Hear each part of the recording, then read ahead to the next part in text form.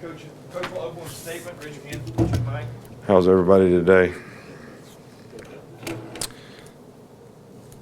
Well, obviously, this is a week that we're really focused on trying to make a lot of improvement based on what we saw in the scrimmage. And, I'm never quite as pleased as I would like to be based on what we do when you're practicing against each other.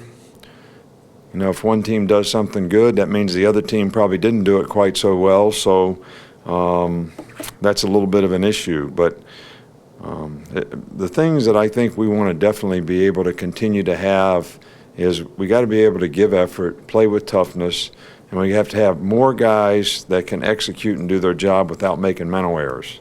And every time we have a mental error, we have a bad play. I don't care if it's on offense, defense, or special teams.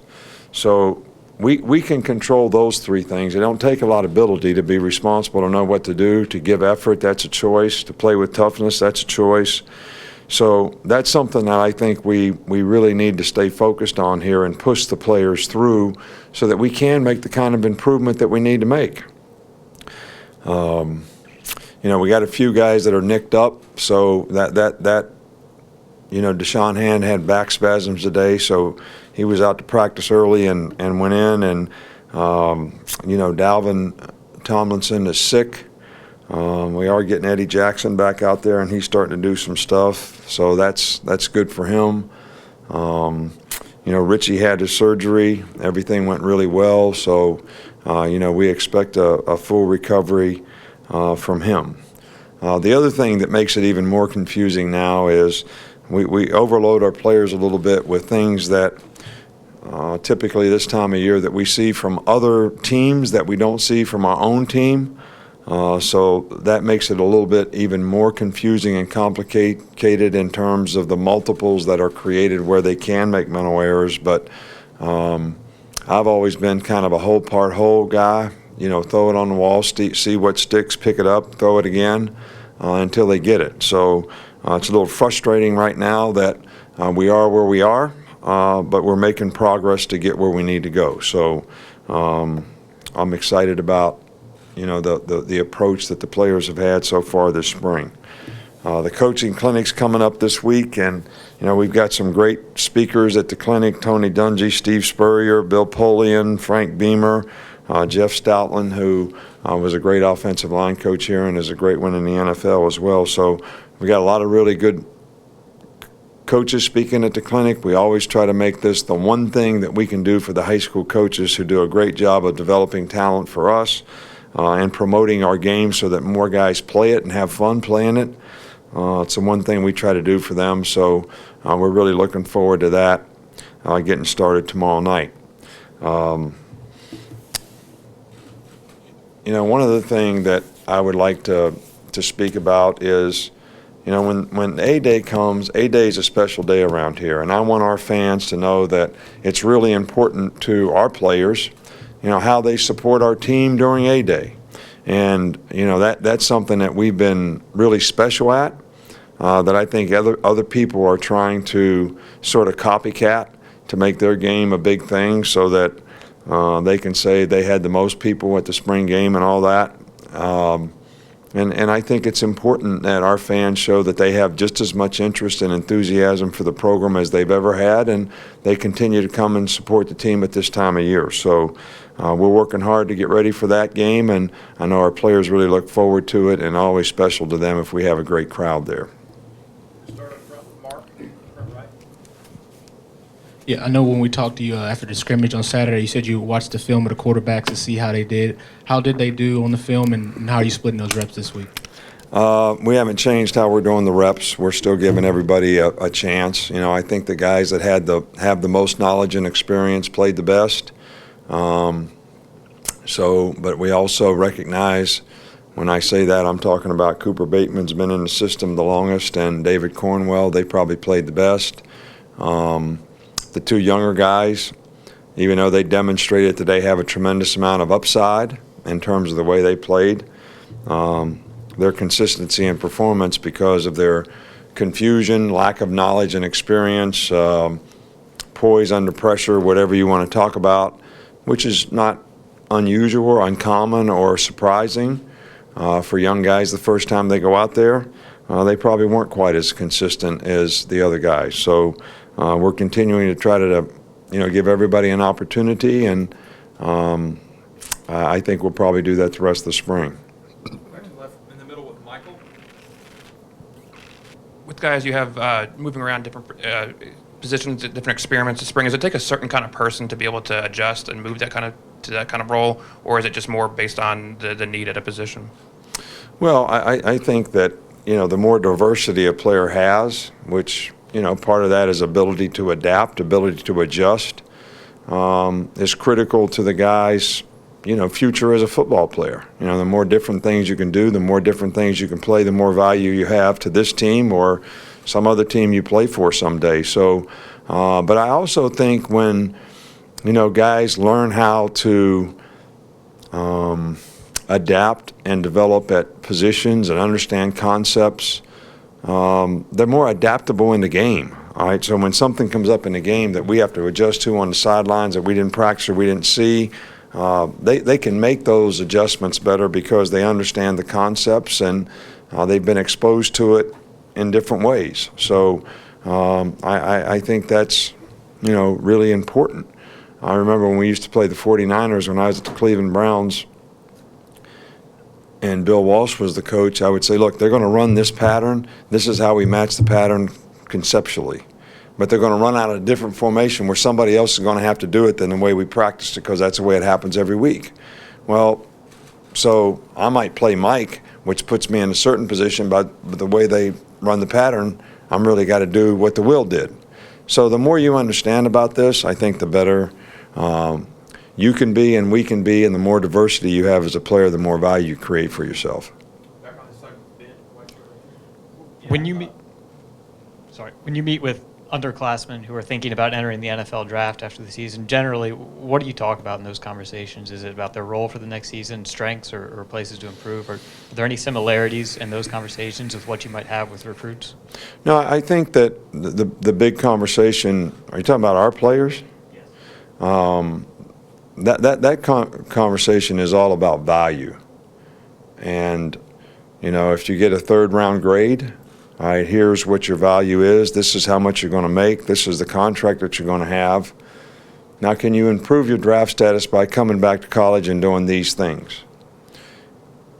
And we've had 6 or 7 guys that have had second and third round grades who have become first-round draft picks, in some cases top 15 picks, and made a significant amount more money because they created a lot more value for themselves by coming back to school. And they graduated, which has a tremendous amount of value. Jaron Reed, he had a 3rd or 4th round grade a year ago. Now they're talking about him having the potential to be a first-round pick. You know how much value that is? You know what I mean by value? Yeah, it's a lot.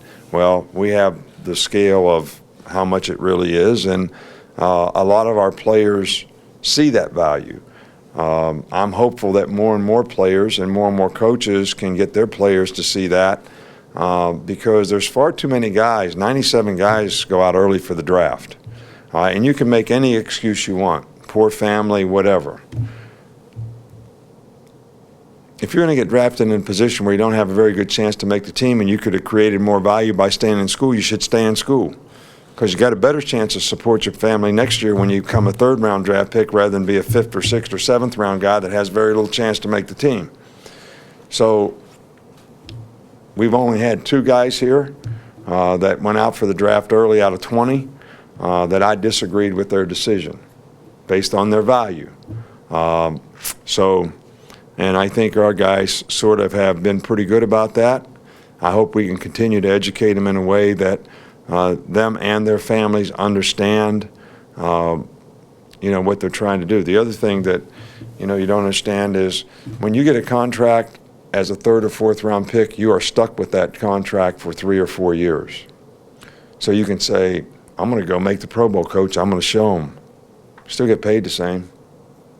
Still get paid the same. Go back to college and become a 1st round draft pick, you make a lot more money. So you proved yourself in college, so you can't change the contract. And if the guy you're locking next to is making 5 times what you're making and not even playing, can't do anything about that either. Far side with Matt.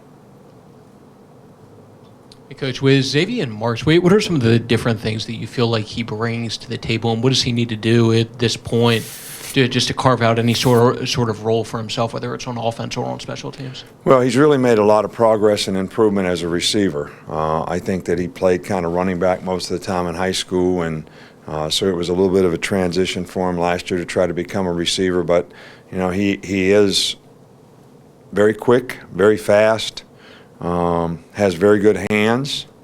He's not a big guy, but he can overcome all that. And he has made a tremendous amount of improvement. He's also made a lot of improvement as a returner.